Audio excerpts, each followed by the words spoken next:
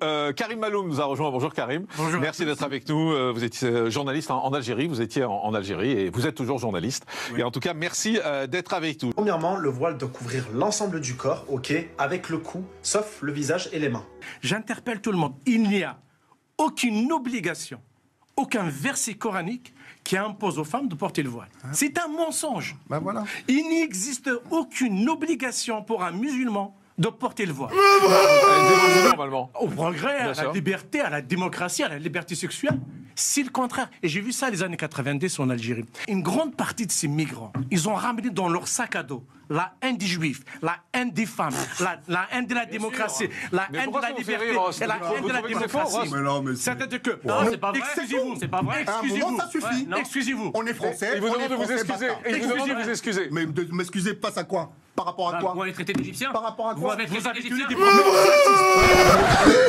c'est des propos racistes. Si vous passez votre temps à renvoyer les gens à leurs conditions, à leurs origines, eh ben, je vous renvoie aussi à vos conditions. Pas du tout. Présentez vos excuses.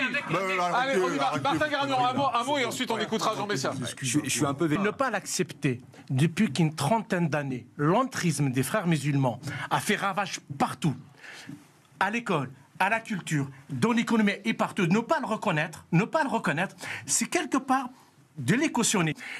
Plus les islamistes n'aiment pas la vie, parce que pour eux, ce qui compte, c'est au-delà, c'est pas sur Terre. Donc, ils détestent la femme. Ils détestent la vie.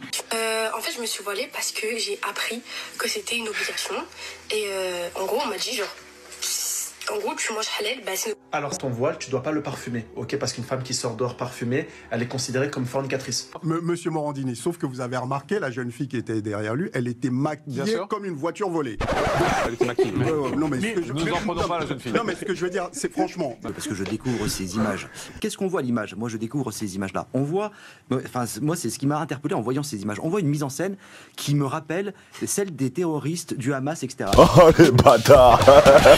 Joker fort. Ne pas admettre que le silence d'une grande partie des musulmans est inquiétante dans ce pays.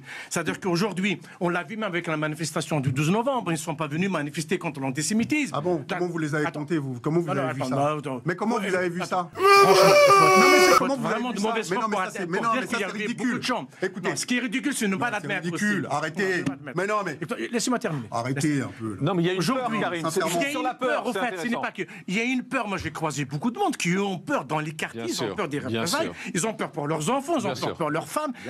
Il y a combien de femmes qui portent le voile pour être tranquille, pour qu'elles soient tranquilles? Mais moi, vous avez ne pas le reconnaître, c'est d'être complice aussi. C'est le retour de la misogynie, même de l'ultra-misogynie. Ah bah oui, c'est plus que ça là, oui.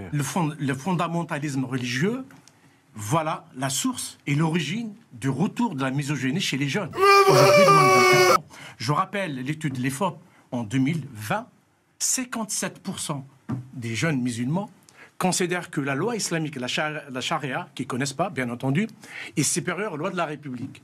Aujourd'hui, pour eux, les femmes niées n'existent pas, elle est enfermée, elle est même voilée, voire possédée. Mais Karim, est-ce que ça, c'est la culture musulmane? Parce qu'il s'appuie là-dessus, lui. C'est pour ça que je pose la question à plusieurs reprises. C'est qu'il dit, voilà, il faut qu'elle respecte les règles de l'islam. Est-ce que c'est ça, les règles de l'islam? Pas du tout, en fait. Dans l'islam, il y en a tellement d'interprétations et de visions. C'est une vision rigoriste, tout simplement.